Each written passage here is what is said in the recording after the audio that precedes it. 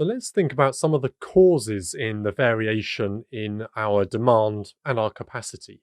There is always variability, and how much we have and how unpredictable it is has huge consequences for us. Recognizing it and understanding its impact, and then us directing our efforts to reducing it, is a major role of operations and supply chain managers. So let's take demand first. Some of the causes of variation of demand. Well, first of all, there's seasonality. We sell more ice creams in the summer and more skis in the winter. The differences in the demand over the seasons can be huge, but also it can be quite predictable, which is on our side. Then there's things like fashion, influencers, what's trending.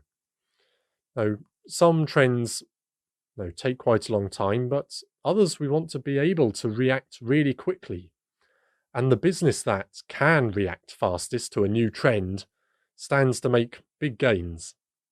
Maybe something changes that affects how much disposable income our customers have.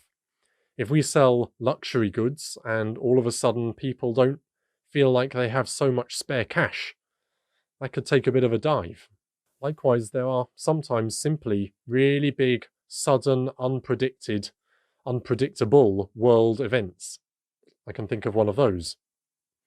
Something else that could really affect our own demand is one of our competitors, another supplier, having big operational problems of their own. And all of a sudden we get loads of inquiries from their old customers.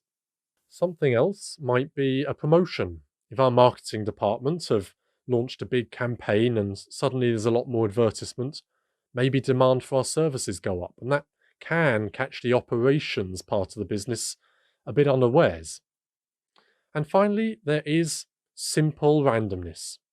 Nothing is ever perfectly flat. There is natural, unknown, random variation. Now, let's think about some of the things that affect the variation in our own capacity. Well, first of all, there is process variation. Imagine if we hand make something, it could take us more time one time and a little bit less time another. There's simply variation. Maybe if our equipment will have breakdowns. It happens. Then there's things like our labour availability. If maybe some critical people are off sick or they're just not available to us. This is similar to the worker skill levels we have. Either they're less skillful or maybe just the less trained individuals are available. There's, of course, a whole host of unusual problems. But things like business disruptions, maybe the big divisional boss is coming to visit and everyone's in a bit of a knot trying to get ready to look good for him. Similarly, maybe we have an audit or a big project going on which is taking resources away from our capacity to produce part of our business.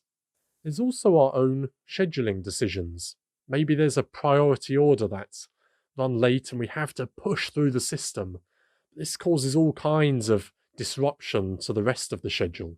Then there's simple things like we made mistakes. That time we spent making all these rejects is gone. And of course, there's even things like the weather. Some processes could be very dependent on the temperature and humidity, and those could be really important to the time our process takes, and therefore our capacity changes.